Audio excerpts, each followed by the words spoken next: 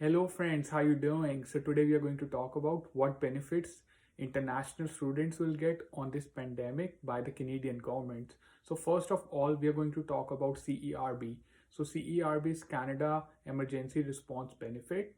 So any person who applies for CERB will get 2000 Canadian dollars if he or she is eligible for that.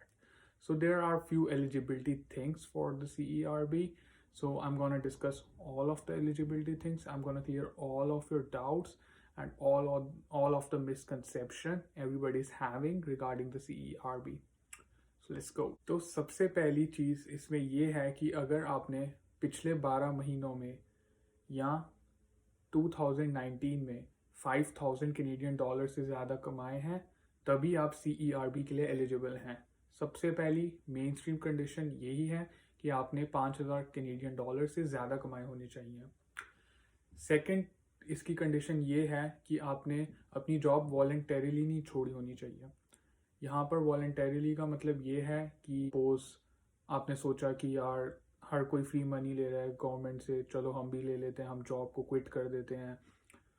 तो अगर आप ऐसा कुछ करते हैं तो आप CERB के लिए एलिजिबल नहीं हैं।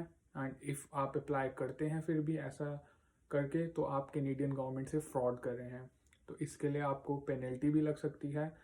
तो इसमें कुछ ऐसी शर्तें भी हैं कि अगर आप कोरोना वायरस की वजह से इल हैं एंड आप काम नहीं कर सकते तो आप एलिजिबल हैं। बट अगर आप फ्रॉडली जॉब क्विट कर रहे हैं वॉलंटरीली तो आप इन एलिजिबल हैं।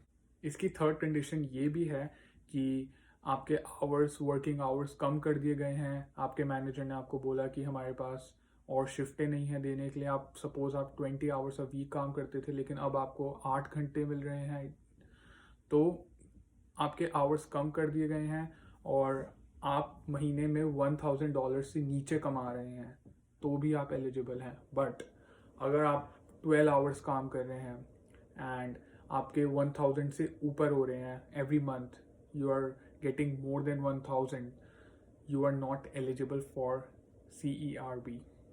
सो ये भी एक मेन चीज़ है।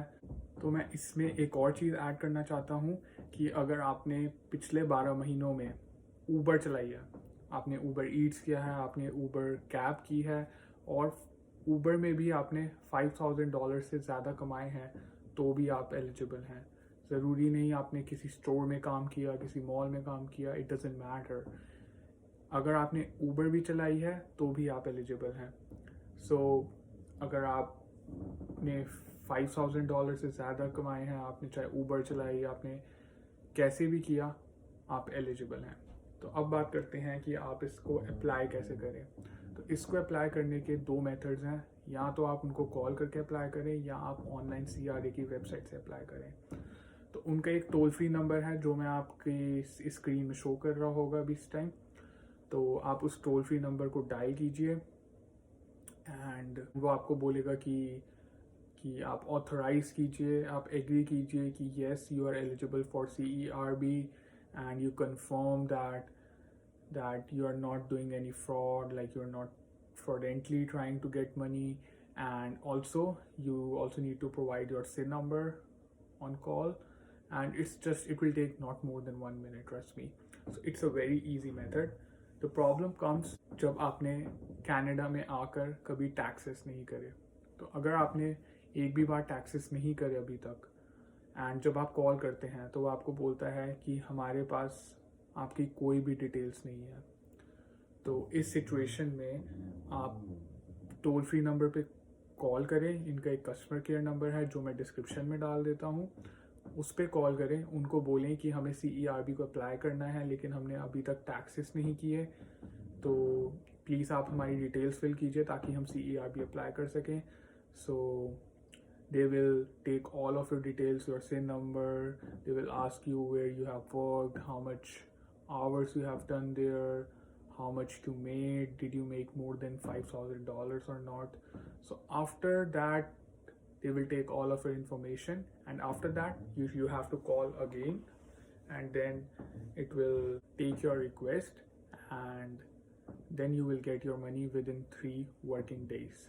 So you will get within 3 business days you will get your money on your account.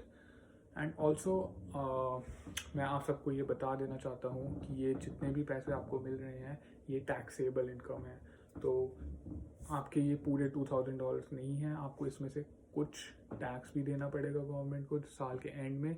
तो ये तो बात थी CERB की। सो और क्या बेनिफिट्स हो रहे हैं स्टूडेंट्स को वो भी हम डिस्कस करेंगे। तो अब बात करते हैं कॉलेजेस एंड यूनिवर्सिटीज़ की। सो कहीं कहीं कॉलेजेस एंड यूनिवर्सिटीज़ अपने लेवल में भी स्टूडेंट्स की हेल्प कर रहे हैं। सो मैं आपको अभी एग्जांपल देता हूँ। So there is a college name Fanshawe College in London Ontario. It's in London city, which is a very beautiful city near Toronto. So they have released Fanshawe Student Emergency Fund. In that fund, they were giving $500 to every student who applies, who are in crisis and who were not eligible for CERB. So they were giving, but now it's closed because they were only having $1.5 million, which they have already distributed. So now it's completely closed. You cannot apply for that. But lot of students got $500 who were not eligible for CERB. So मेरे resources से मुझे कुछ ऐसी भी खबर मिलने को आ रही है कि और भी कॉलेज, कुछ टोरंटो में कॉलेज, कुछ ओटावा में कॉलेजेस हैं जो स्टूडेंट्स की हेल्प करने के लिए ऐसे प्रोग्राम निकाल रहे हैं। तो उसकी भी मैं एक वीडियो बनाऊंगा next week. I am going to upload that video to. So to get notified for that video you just need to subscribe my channel. So जैसे ही वो वीडियो आती है आपको नोटिफिकेशन मिल जाएगा एंड आप तुरंत ही अप्लाई कर देंगे, क्योंकि ये रिसोर्सेज जल्दी ख़त्म हो जाते हैं। तो जितना जल्द आपके पास खबर पहुंचेगी आप उतना जल्द अप्लाई कर सकेंगे एंड उतना जल्द बेनिफिट का फ़ायदा उठा सकेंगे। तो आप सब्सक्राइब करें मेरे चैनल को। जैसे ही वीडियो आएगी आपके पास नोटिफिकेशन आएगा, आप उसको तुरंत देखिए एंड आप तुरंत ही अपने कॉलेजेस एंड यूनिवर्सिटीज़ की वेबसाइट में जाकर अप्लाई करें। ऑल्सो कुछ कॉलेजेस एंड यूनिवर्सिटीज़ उनके लिए भी रिसोर्सेज, उनके लिए भी स्कॉलरशिप एंड बर्सरीज निकाल रहे हैं जो CERB के लिए ऑलरेडी एलिजिबल हैं।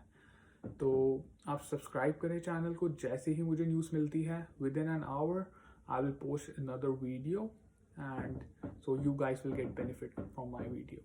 तो कैनेडियन गवर्नमेंट ने एक और बेनिफिट निकाला है, इसको हम कहते हैं Canada emergency student benefit.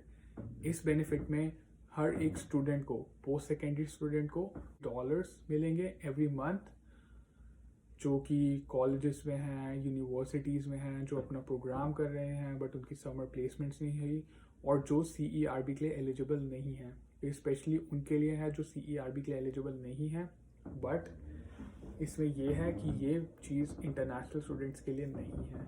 CERB international students apply कर सकते हैं, टेम्प्रेरी वर्कर कम कर सकते हैं, जो वर्कर्स वर्क वीज़ा में हैं, स्टूडेंट वीज़ा में है, वो अप्लाई कर सकते हैं CERB को, बट ये वाला प्रोग्राम अप्लाई नहीं कर सकते। ये सिर्फ और सिर्फ permanent resident and citizenship holders के लिए है। तो अगर आपको कहीं से न्यूज़ मिलती है कि my bud is applying for that program, you should not do that because it is considered as fraud, and being an international student you should not take any chances with the government because they can impose penalty on you, and also it's a fraud. You are doing fraud with the government. And there's one more thing I would like to tell you about the CERB is that by chance, unknowingly, you have applied for CERB and you got your money on your account and आपको वो money वापस करनी है।